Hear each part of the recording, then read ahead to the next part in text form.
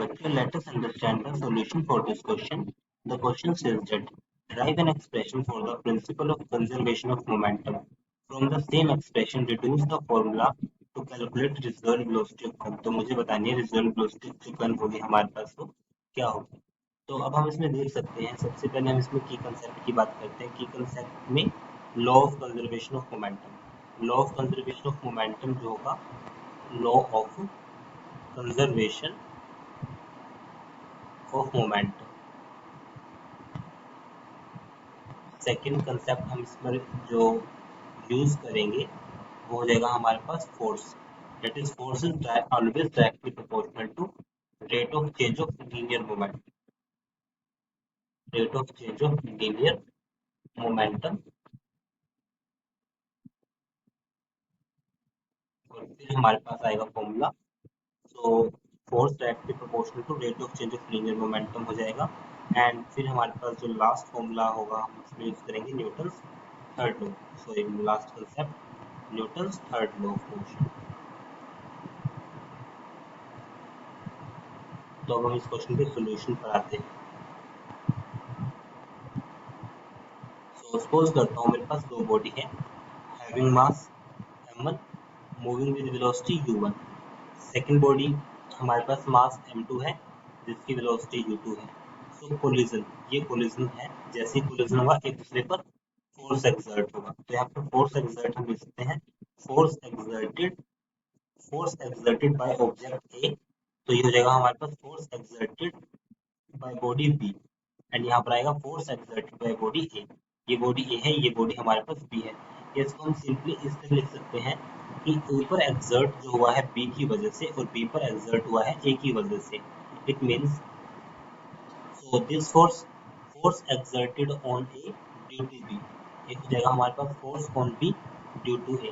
सो collision के बाद की बात करते हैं m1 जो मूव करेगा वेलोसिटी v1 से. दूसरा हमारे पास है m2 जो मूव करेगी वेलोसिटी v2 से. ये हो जाएगा. So force exerted by object A, force exerted by object B. तो अब हम इन पॉइंट्स को देख के अब इस क्वेश्चन को सॉल्व करते हैं. सो यहाँ से अब हम इसमें देख सकते हैं कि force exerted by object A, force exerted by object A equal होगा force exerted by object B.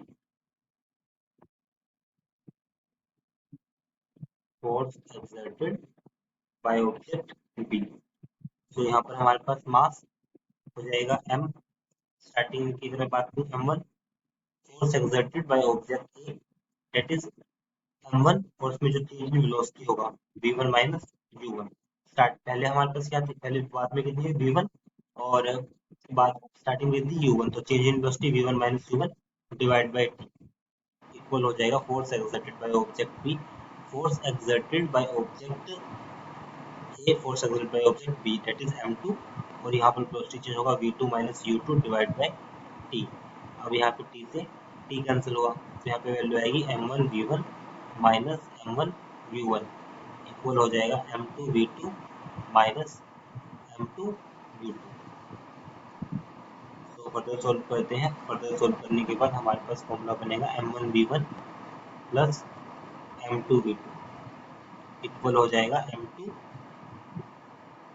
u2 plus m1 u1. So this will be formula. So we can say दोनों फॉर्मूले से हम बोल सकते हैं कि यहाँ पे जो final momentum of two object will be equal to original momentum of two object. So it is equals to final momentum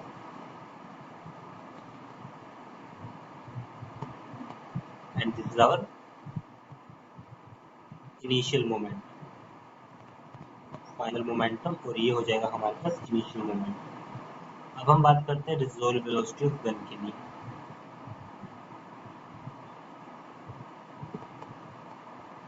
so resolve velocity of gun हमारे पास क्या होते हैं, जैसे अगर हम गन से फायर करते हैं ट्रिगर दबाते हैं तो उसकी बुलेट बाहर आती है.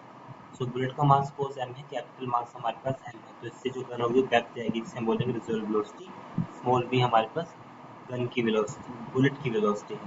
So resolve velocity of gun तो हम यहाँ पर एक्सप्लेन करते हैं। So when we fire, gun will come back. Gun will come back with a velocity. With a velocity is known as visual velocity. Is known as visual velocity of gun. जिसको हम क्या बोलेंगे? visual velocity of gun बोलेंगे. So यहाँ पे mass of gun small v, velocity of bullet. So mass of bullet plus velocity of into velocity of bullet, mass of gun, velocity of visual velocity of gun will be equals to 0, क्योंकि starting में तो जो bullet का मास और capital M था जो chest में था, जब स्टार्टिंग में दोनों एक दूसरे के अंदर इंसर्टेड थी, सो 0 था। यहाँ से रिजल्ट वेलोसिटी के लिए जो एक्सप्रेशन बना minus m v divide by capital M. Negative direction means opposite direction, means ये नेगेटिव डायरेक्शन इंडिकेटर, जो नेगेटिव हो डायरेक्शन को इंडिकेट कर रहा है, आप लोग इसकी बैकवर्ड, जो डायरेक्शन होगी वो बैकवर्ड होगी. So it will be our answer. I hope you understood this explanation. Thank you.